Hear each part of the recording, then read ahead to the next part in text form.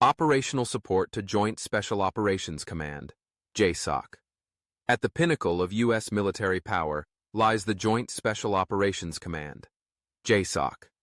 It's the shadowy arm of America's elite warfighters, coordinating top-secret missions across the globe, from midnight raids in Syria to surgical strikes in Africa. But even JSOC, with its Tier 1 operators and unmatched capabilities, has often turned to outside help.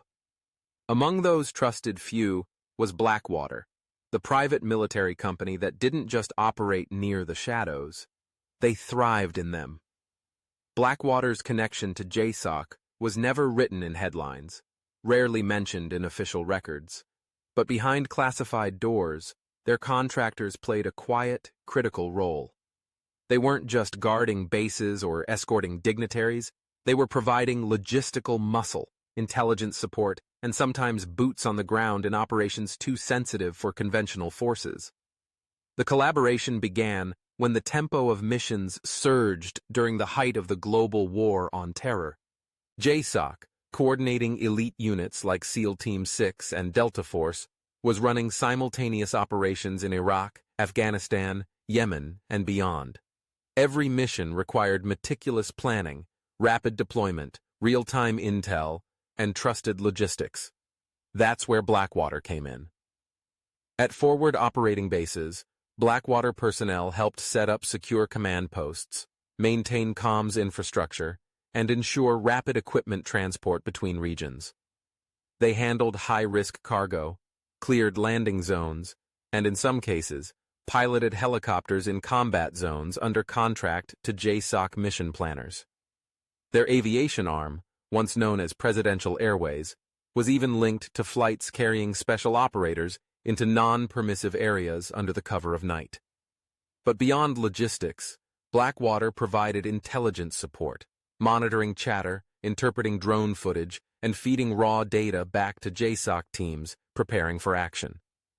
In some regions, particularly in Iraq, Blackwater contractors were embedded with special operations units as enablers, handling local networks, setting up safe houses, or even assisting in snatch-and-grab operations of high-value targets. The trust was not handed out lightly. JSOC demanded the highest standards. Many of the contractors chosen for these missions were former Tier 1 operators themselves, men with first-hand experience in classified missions, now wearing civilian gear but still bound by the same code of silence. However, this deep entanglement raised serious questions. Who was ultimately in charge when a mission included both active-duty operators and private contractors? What rules of engagement applied? What happened if something went wrong? In a world where accountability could be buried under layers of deniability, Blackwater's involvement in JSOC missions remained a tightly guarded secret, one that only surfaced in fragments through leaks, investigations, or off-the-record acknowledgments. Despite the controversy, the partnership worked. Operations ran smoother, resources moved faster, and when missions required discreet insertion into politically sensitive areas, Blackwater was often the answer. If an op went bad, plausible deniability was built in. If it succeeded, the credit stayed with the official forces. This relationship underscored a larger shift in modern warfare, where the lines between soldier and contractor, government and corporation, official and off the books began to dissolve.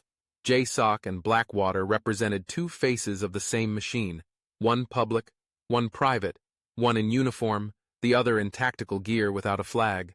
But both were instruments of American power, moving in sync to carry out missions that would never make the evening news. Blackwater's operational support to JSOC remains one of the most secretive and impactful aspects of its existence. It was not about medals or recognition. It was about being effective, reliable, and invisible. And in the world of black ops, invisibility is everything.